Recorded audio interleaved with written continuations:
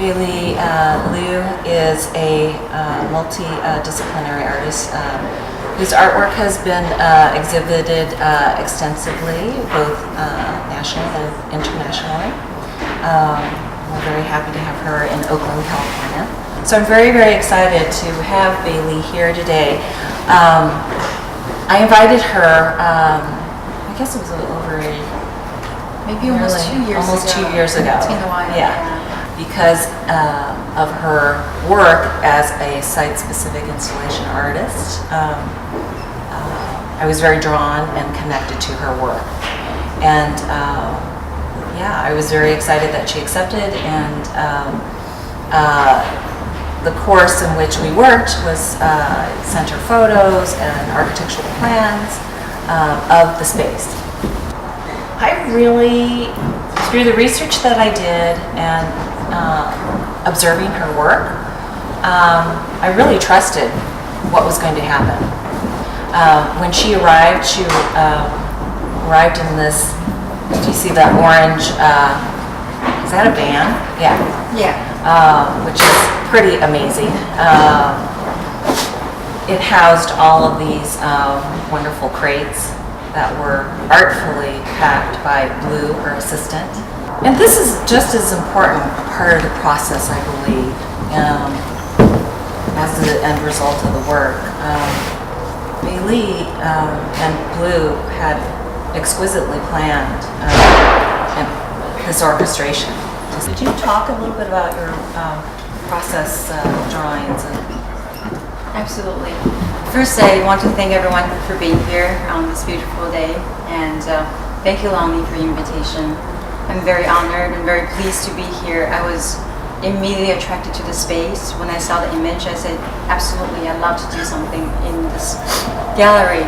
So there are 2D works and site-specific installation. The 2D works has I have a few bodies of work. The wing drawings Lonnie just mentioned were made specific for the show. I had in mind the installation work, so the black and white, I believe, visually goes with installation very well, so the cohesiveness of the show was considered. And I call all my 2D work process drawings. It's just as process is important for my 3D work, it's also very important for my 2D work. In fact, it determines what happens. So the wing drawings are literally drawn using sumi ink. I lay my panels on the ground so it's flat. I pour ink onto the surface, and then I push the ink using an air compressor.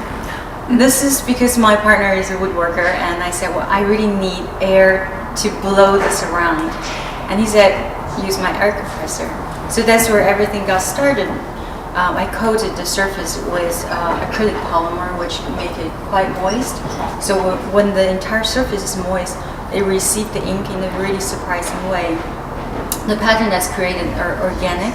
They refer to plants or creatures underwater. So the energy of the wind blowing was frozen, like that moment of the wind pushing the ink and that's touching the surface is then trapped and embraced. The decision-making process was quite intuitive. I push the ink and then I stand back and I decide which direction to go next. And then there's a moment where I decide, okay, this is the perfect composition, and I stop here. So it's very calligraphic, and it's kind of like a dance with the ink. That's how I see it. So I very much enjoyed those pieces more than I imagined. Because usually my work is very labor intensive. In this case, it was fun. It was actually really fun. And both of the work about energy and movement. And it's also true, when Lonnie and I were having a conversation, she said, what's your work about? At this current time, it's all about that contradicting, confluent energy and forces. Sometimes they come from opposite directions.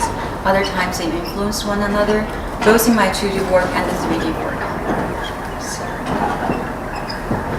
I'll give it back to Lonnie, and as we continue looking at the images to see what brings up. Can you talk about Stalemate and your ideas behind this installation work? Absolutely. The piece is inspired by the space, literally. when I received the image, I was very much drawn to this very open, light-filled, very elongated space, and I wanted to do something site-specific. That's one interest in my work. When I see a site, I get really excited and really want to do something special for the site. So I thought I really wanted to do something very long, and the two opposing elements came very naturally. It was about thinking about, and the sketch I sent along, it was just a small, simple drawing with the two lines. They're being held back by these thin strings, and that was the idea. It's a piece that came very naturally, and my idea was not only the two 18 feet long, very sharp, very fierce elements opposing each other. It's also very much about these thin, soft, powerless lines holding back this fierce energy. When you think about strings, they're domestic, they're soft, they're quite feminine in a way, but together they were able to hold that energy you see back. And I think that's a really powerful and beautiful moment. And that's why it's called stalemate. During my research on the project, I was reading about, what could I call this piece? How do I describe this? There was a term I saw, it's called mutually assured destruction. But I think that literally speak about that confrontation. When two parties enter the situation, they do not have incentive to back out anymore, because if they do, they fail. So now they're trapped in that situation, be government, be a country, be interpersonal relationship, we're getting stalemates. Again, I think that piece marks a new stage that I'm currently in. It's about that contradicting the things that we encounter in life, that's obstacles, that's struggles, and what do we do about that? And so it's a visual translation of many things together, but it's not just about confrontation, it's also about peace, about balance, about persistence, the soft, the heavy. Once this piece got, first piece that got installed was closest to the stairwell, and see how her forms are screwed together. What would you call that piece? The support ladder? Support. Blue, what would you call your support? I guess just the support. Yeah, the support. Like scaffolding. Scaffolding, yeah. Needle piece. There it is, being lifted up. And they put it right into place. And there's a little story that goes along with this. Beili, do you want to talk about what happened? This is a very good moment to speak of collaboration between my partner and I, and also with the gallerist. When we come on site, there's a lot of decision made on site. When Blue raised the piece, I thought it was a little higher than what I envisioned, which was chest height. And this piece is right at my eye level.